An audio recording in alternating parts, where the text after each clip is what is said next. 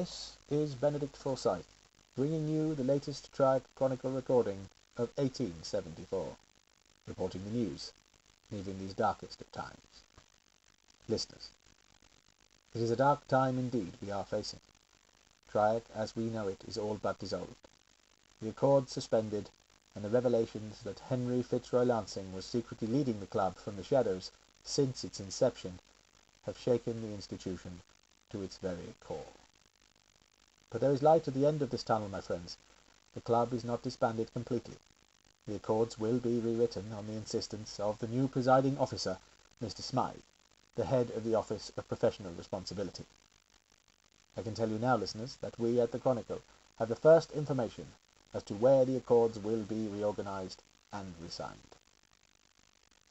The former owner and director of Raven Herald Industries and former president of France, Ethan Herald, has invited TRIAC to use the neutral territory of Oak Island off the coast of Nova Scotia to host a new signing of the Accords and a new start for TRIAC. That is not to say the weekend will not have a price attached, and it is rumoured that Herald has paid to take all the resource of TRIAC over the weekend, making this a truly neutral event. As there are no ambassadors and no Accords, there can be no international missions, so we assume that this statement has some merit. Only time, however, will tell.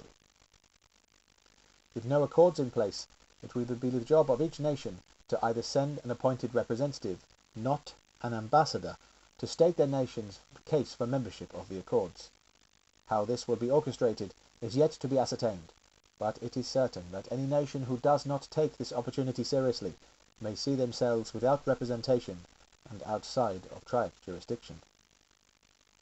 Indeed, the question has been doing the rounds as to whether there are some nations who do not want membership to the club. Rumours abound of the reticence that some of the prominent leaders of one of the new nations of the planet has to joining the club for the first time, or even wanting TRIAC to be around at all.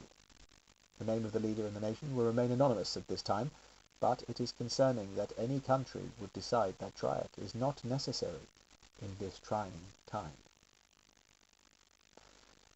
Australia and its protectorates, including the newly added Argentina, has recently announced jointly that they are in talks regarding unification. The two nations have long been at odds, but with the sudden and, shall we say, allegedly explosive demise of the Admiralty, it seems that Queen Victoria and one of the most prominent politicians of the Commonwealth, and head of the Foreign Office, Sir Edmund Wigglesworth, have become the main figures in a potential situation that has been in no small part brought about by the actions and manoeuvring of TRIAC agents from the cell of Lord William Grey. The name of these agents will not be mentioned here at this time due to the insistence of the Office of Professional Responsibility that TRIAC is in flux, and any and all information relating to its agents should be withheld until such a time as we know what the situation with the nations is, and indeed if this new nation will be a member of the new Accords. Nevertheless, New London is now under the control of the RAP once again. Queen Victoria sits on, at least for now, one throne, and Sir Wigglesworth, dare I say, will be primed for a high-level position within the Ministry of the Commonwealth. Only time, as I say, will tell.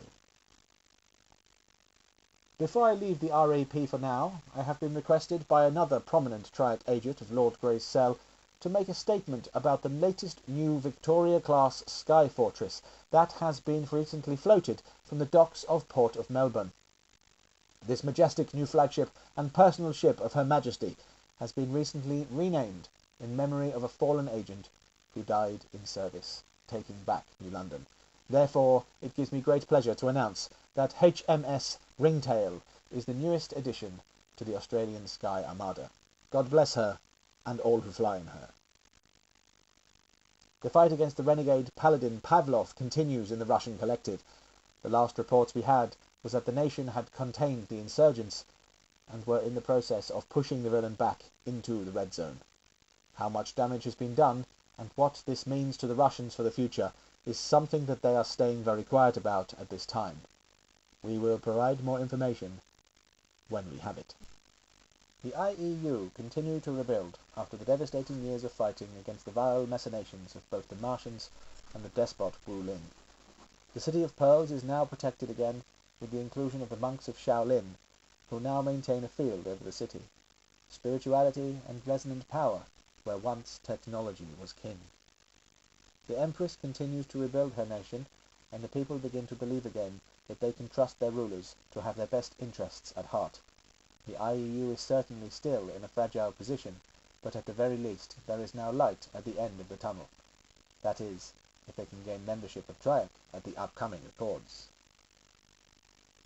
In Europe, the forces of Prussia and the Commonwealth Expedition Force fight hand in hand with the forces of the twin Europa alliance to continue to push back the forces of Mars and keep the new capital of Antwerp safe and free from Martian domination. The fight goes well in this part of the world, and we have evidence of a new force that has been given sponsorship by the TEA in the form of an elite unit of powerful resonance called the Talons. This group, led by, and please understand I have this on good authority from a redoubtable source, General Fitz Lansing and Emily Nightingale, the doubles of the owners of the names that we know, are from an alternate timeline and are here from their time, after it has been destroyed, to help us in our fight. I know this is hard to comprehend, listeners, but I must ask you to take me at my word and believe that this is the truth, and that we live in a very odd and different world in recent times. With the recent failed coup in independent Kandy, the nation has once again risen to the occasion and stepped forward in full support of their new, unopposed ruler, President Ledrin. She has stated that she has taken steps to remove the dark shadow that rests over Kandy, and she will no longer use her dead father's name, and the nation will now be known simply as Kandy.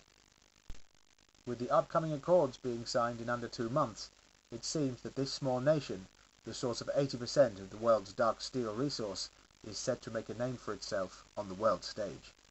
It will be an interesting conversation with whomever has the honor of making the decision as to whether this small but economically important nation is allowed to join.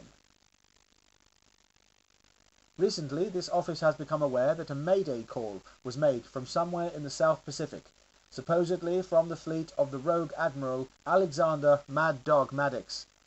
The Mayday call was recorded in an unencoded form and reads, "This is the independent flagship Recalcitrant, issuing an all-bands Mayday call. We are under attack and steaming at full speed. We need immediate assistance from any and all forces in the vicinity.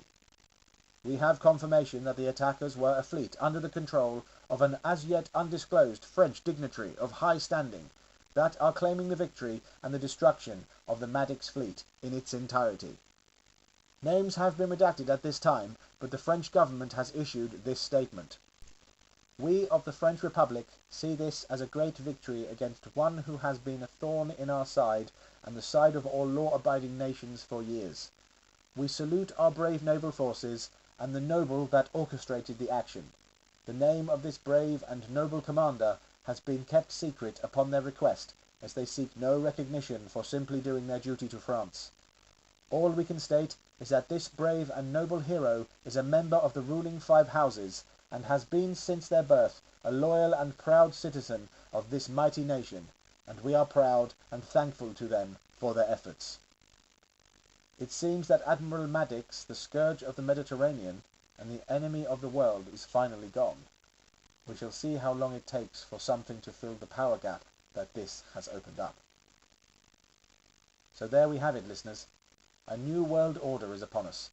The Martians still assault us, and although the latest offensive has been defeated, the threat still remains.